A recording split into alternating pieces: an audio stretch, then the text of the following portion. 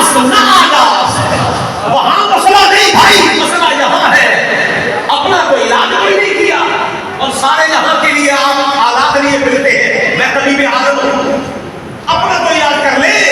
جو اپنا علاج نہ کر سکا وہ زمانے کا علاج کیا کرے گا؟ کبھی وہی مدیر کی گلی کا چکر لگا کے دیکھتے. میں پوری ذمہ داری سے کہہ رہا ہوں، تو آج تک کلمہ شریف میں نہیں گیا کسی دن اپنے آپ کو خام سمجھ کر درگاہ نظام تو جا،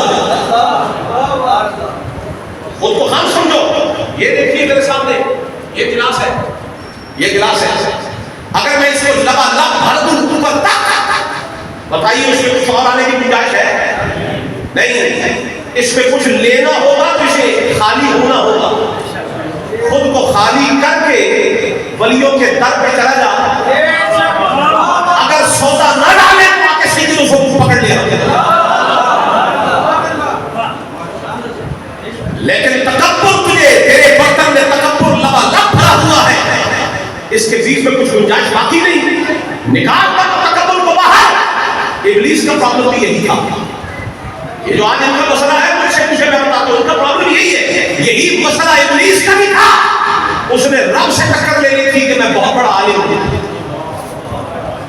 بہت بڑا عالم ہوں. لیکن پھر اللہ نے جب راندہ درگاہ فرمایا یہاں ابلیس نہیں چلتے، یہ بارگاہ ادب ہے.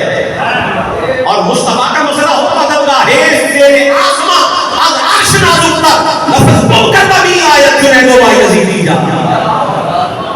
یہ بارگاہ مصطفیٰ ہے، یہاں پر سنبھل گیا. شوق و نیاز و عشق کے سانچے میں ڈھل گیا. یہ کوچہ حبیب ہے پل پل میں چل گیا.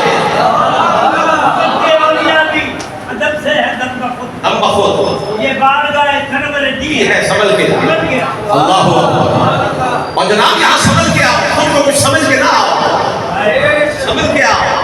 تو حضرت نظام الدین اولیاء کا مرید کامل امیر خسرو کہا مجھے میرے مرشد کی خوشبو آ رہی ہے. ہوئے مرشد نہیں آئے، ہوئے مرشد تلاش کرتے کرتے اسی سرائے میں آ گئے جہاں اس شخص نے ڈیرا لگایا ہوا ہے جس نے کپڑے میں نظام الدین کے جوتے باندھے ہوئے.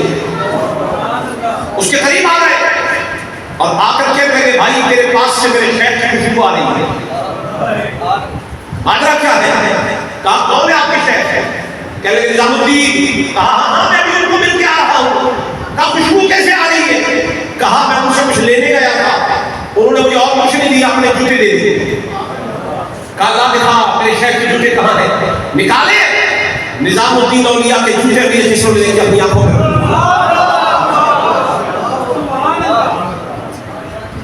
گرامی قدر حضرات یہ نظام الدین کا جوتا ہے.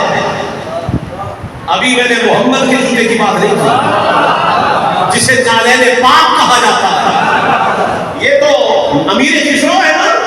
اٹھائیے کتب حدیث، ترمذی شریف اور بخاری شریف، مناقب حضرت حذیفہ اور حضرت عمار. وہ اگرچہ عنوان جو ہے حضرت حذیفہ اور حضرت عمار کا ہے، لیکن بیچ میں ایک شان حضرت عبداللہ بن مسعود کی آ گئی اسی بات میں. وہ کہتے ہیں کہ عبداللہ بن مسعود جو تھے ان کی شان یہ ہے کہ وہ صاحب البدعہ، صاحب النعلین، صاحب المصاد. ان کی شان یہ تھی حضور کے وضو والا پانی، حضور کی مسواک اور حضور کے نالین ہمیشہ ابن مسعود کھاتے تھے. حضور نے کہیں جانا ہوتا یہ حضور کے نالین توڑتے، یہ کسی کو حضور کے نالین نہیں کھانے دیتے تھے. عبداللہ ابن مسعود ابن جن کا یہ لقب ہے، کسی کو نہیں اٹھانے دیتے تھے، توڑتے خود اٹھا لیتے تھے. جہاں حضور جانا ہوتا حضور تشریف لے جاتے، واپس ادھر آتے پھر رکھ لیتے. اچھا جب حضور تشریف لاتے تو یہ نالین مبارک اتارتے، خلق انعام کرواتے، یہ جوتے اٹھا لیتے. آج یہ کوئی مرید اپنے پیر کے جوتوں کا ادب کرتا ہوگا تو وہ زیادہ سے زیادہ ان کو اٹھا کے کونے میں رکھ دے گا کہیں محفوظ جگہ پر. نہیں، یہ صحابی ہے. یہ ایسے سلطانی شریف کے اندر آتا ہے، سلطانی میں، کہ ایسے اپنے حضور کے نام میں ہے نال مبارک انہیں باہوں میں چڑھا لیتے اور ایسے سینے سے لگا دیتے.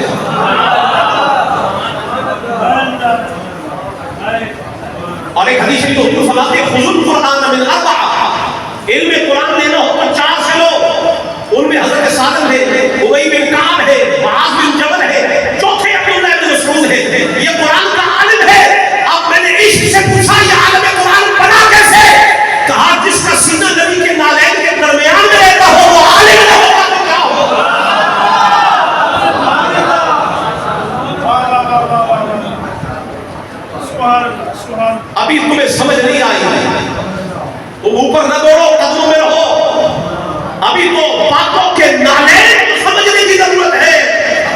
نالین ہی آج دنیا کو سمجھ نہیں آئے، ان کے حسنین کیا سمجھ آئے؟ تھلے تھلے نیچے رہو، لمبی سراکیں لگاؤ، قدموں میں رہو، اور ان کے قدموں کا عالم یہ ہے جس بے آب و گیا میں نبی آ رہا ہے اور نبی کا بیٹا اسماعیل آ رہا ہے، پانی نہ بھی ہو اسماعیل قدم رگڑ دے تو زمزم آ جاتا۔ ہر حاجی کو دیکھو کہہ لا رہا ہے، محتمل کو دیکھو کہہ لا رہا ہے، کبھی ان سے پوچھو بھی تو صحیح ہے۔ اور جتنے بدعقیدہ ہے نا، میں بڑی ذمہ داری سے کہہ رہا ہوں، ہم سنی کو تھوڑے کمزور ہیں، ان کے تعلقات ہوتے وہاں، ہم ایک آدھ کہہ لے کے آتے ہیں غریب، اور وہ دو دو چار چار بھی لے آتے، کسی نے ایک کو روک کے پوچھو تو صحیح بھابی صاحب یہ چار کہاں سے آ گئی ہے کیا؟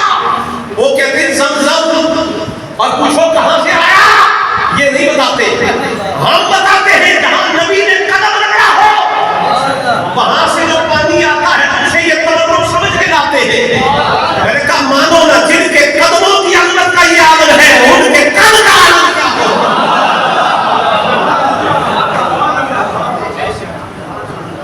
ابھی دنیا ان کے قدموں کو نہیں سمجھ پائی، اور یہ تھمنے کا نام نہیں لیتا، نام زمزم پر جاری ایسا ہے کہ تھمتا ہی نہیں، جاری ہے، یہ خزانہ رکنے والا نہیں۔ تو بات کیا ہے؟ نظام الدین اولیاء کے یہ کامل انگلی کہنے لگے کیا ہے آپ کے پاس؟ خالی میرے مشرق کے جوڑے ہیں، اب سنیے، کہا بیچتے ہو؟ یہ جو میرے ششو ہے نا یہ بادشاہ کے ساتھ تھے، اور انہوں نے ایک نظم لکھی تھی بادشاہ کی شان میں، اس نے 6 لاکھ سکہ لائے ہوئے وقت امیر ششو کو دیا تھا، 6 لاکھ، کتنا؟ 6 لاکھ، اپنی ملحت میں، اپنے قصیدے میں جو اسے پسند آ گیا اس نے 6 لاکھ دے دیے، وہ امیر خسرو کے پاس تھے۔ تو خسرو نے سودے کا پروگرام بنا لیا، کہنے لگے میرے مرشد کے جوتے بیچتے ہو؟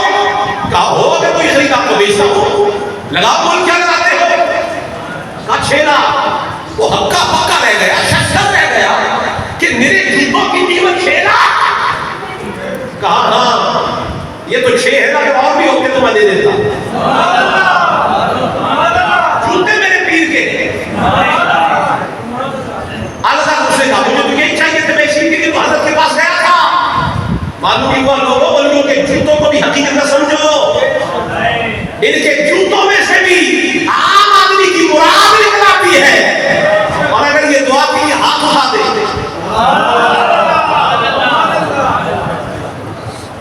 اللہ اکبر، جوتے خریدے اور خرید کے سیدھے حضرت نظام الدین اولیاء کے بارگاہ میں۔ نظام الدین اولیاء نے فرمایا خسرو آ گیا، کی حضور آ گیا، فرمایا قاعدہ ہے کہ جب کوئی آنے والا دور سے آتا ہے تو کچھ تحفہ تو لاتا ہے، ہمارے لیے کیا لائے؟ اپنے کپڑے کو کھولا اور دکھایا حضور یہ لایا، مسکرائے اور فرمایا کتنے میں لائے؟ کہا 6 لاکھ میں۔ فرمایا سستا لے آیا ہے، عرض کیا آقا آپ کے جوتے ہیں اگر جان دے کے نہیں لانے پڑتے تو میں پھر بھی لے آتا۔ بھائی تجھے بابوں کی سمجھ نہیں آئی، تجھے بابے قبول کی بات ہے، بابا با کی بے کا نقطہ سمجھ نہیں آیا، بابا قبول کی بات ہے، لیکن لوگوں خوشبو آتی ہے، خوشبو آتی ہے، پر نام ہو تو خوشبو آئے۔ آخر میں ایک بات پیش کرتا ہوں، اسی کے ساتھ کتاب کو سمیٹ رہا ہوں۔ حضور معراج میں تشریف لے جا رہے ہیں، اور راہ میں جبریل امین آپ کی معیت میں، راستے میں ایک مقام پر ایک طویل نور کی شعاع زمین سے اٹھتی ہوئی نظر آئی، اور وہیں سے خوشبو کے حلے، خوشبو۔ حضور نے فرمایا جبریل یہ نور کی شعاع اور یہ خوشبو کہاں سے آ رہی ہے؟ حضرت جبریل عرض کیا یا رسول اللہ صلی اللہ علیہ وسلم، حضرت موسیٰ علیہ السلام کے زمانے میں جو فرعون تھا اس کی ایک کنیز تھی جو موسیٰ علیہ السلام پر ایمان لے آیا، مومنہ ہو گئی، موحدہ ہو گئی، لیکن چونکہ توحید کی خوشبو ایسی ہے کہ چھپائی چھپتی نہیں، ظاہر ہو گیا کہ یہ موحدہ ہو گئی۔ فرعون کا خبر پہنچ گئی، پکڑ لیا، اس کی بیٹیاں بھی تھی، پکڑ لیا، کہا واپس فرعون کو اپنا رب مان لے، ورنہ تجھے تو ہم مار ہی ڈالیں گے، پر تیری بیٹیوں کو تیری نگاہ کے سامنے ہم پہلے قتل کریں گے تاکہ تو ایک نشان عبرت بن جائے۔ اس نے کہا میں تو سودا کر بیٹھی ہوں، اس کے بعد سودے واپس موڑے نہیں جاتے، عشق والے سودے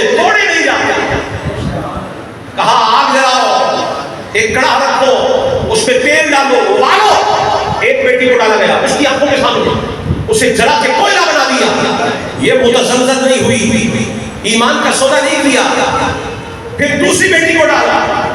آخر جب اس کی باری آئی جیسے پوچھا تیری آخری خواہش, کہنے لگی ہاں میری خواہش یہ ہے کہ جس وقت ہمیں دفنانا ہوگا تو ہم تینوں کو اکٹھے ایک جگہ دفنا دینا, ہماری ہڈیوں کو ایک جگہ ڈال دینا. تو حضرت جبریل امین فرمانے لگے حضور یہ وہ جو موحدہ تھی نا, حضرت موسیٰ علیہ السلام پر ایمان لے آئی تھی اور توحید خالص وہ اس پر وہ قائم ہو گئی تھی, تو ان کی قبروں سے یہ نور بھی آ رہا ہے اور یہ خوشبو بھی آ رہی ہے. آپ کو پتہ ہے قرآن جہاں تک اس کی نظر جاتی ہے وہاں اس کا پہلا قدم پڑتا ہے. جس قرآن کی سرعت اور رفتار کا یہ عالم ہے, وہ سفر میں جب نکلا ہوگا تو زمین سے کتنے دور جا کے یہ نور آ رہا ہوگا, یہ خوشبو آ رہی ہوگی. معلوم یہ ہوا خوشبو آتی ہے, خوشبو اگر کہیں ایمان کا ڈیرا ہو جائے وہاں سے خوشبو آتی ہے. اور خوشبو دور میں, اور کیا بتاؤں, ہم تو لاہور میں بیٹھے ہیں, آج بھی مدینے سے خوشبو آ رہی ہے. راستے صاف بتاتے ہیں کہ آپ آتے ہیں, راستے صاف بتاتے ہیں کہ آپ آتے ہیں. یہ جو آج میلاد شریف ہو رہا ہے 1500 سال ہو گئے حضور کے میلاد میں. کتنا سال نہیں خاموش نہ بیٹھی, آپ یہاں پہ جھگڑ کے نہیں آئے گئے. ہاں ہم جھگڑے ہوئے آئے ہیں, کھلنا غضب ہوا تیری زلف دراز کا, پھندا گلے میں ڈال کے دنیا لٹک گئی.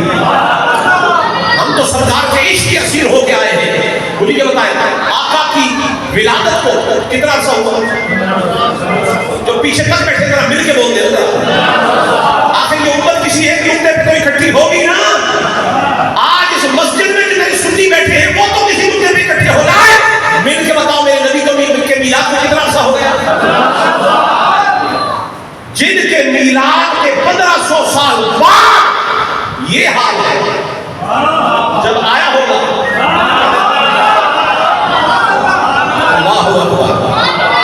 میں یہی تو بتا رہا ہوں 1500 سال بعد ان کا ذکر کیا جائے. ذکر حبیب کب نہیں وصل حبیب سے. 1500 سال بعد اگر نورانیت کا یہ عالم ہے, اس مجلس کا عالم کیا ہوگا جہاں حضور ہوں گے, کہیں ابو بکر بیٹھے ہوں گے, کہیں عمر بیٹھے ہوں گے, کہیں عثمان ہوں گے, کہیں علی ہوں گے. تو گرامی قدر حضرات, یہ خوشبوئیں آتی ہیں اگر دل میں آپ کی صلاحیت ہو, قوت شامہ عقیدے کی سلامت ہو تو خوشبوئیں آ کے رہتی ہیں. اللہ تعالیٰ ہم سب کو یہ ایمان والی, اعتقاد والی, نسبت والی, ادب والی, محبت والی, عشق والی یہ خوشبوئیں ہمیں نصیب فرمائے اور ہماری اعتقادی قوت شامہ کو سلامت رکھے. میں انہی کلمات پر اکتفا کرتے ہوئے اور یہ سوچتے ہوئے کہ یاد زندہ صحبت باقی, پھر کبھی ملاقات ہوگی تو حضور کی شانوں کے ساتھ پھر ملاقات کریں گے انشاءاللہ. دعا ہے کہ اللہ تعالیٰ جب تک زندہ رکھے نبی کی نعت میں سلامت رکھے, نبی کی بدعت میں سلامت رکھے, اور اللہ تعالیٰ اہل سنت کو شاد و آباد رکھے. عقیدہ صحیح اہل سنت کا اللہ تعالیٰ نے یہ بنایا ہے, اسی پر پکے جمے رہو, یہی صراط مستقیم ہے, یہی صراط جنت ہے. اللہ تعالیٰ ہمیں اس نے استقامت عطا فرمائے. میں حضرت کا بھی شکریہ ادا کرتا ہوں.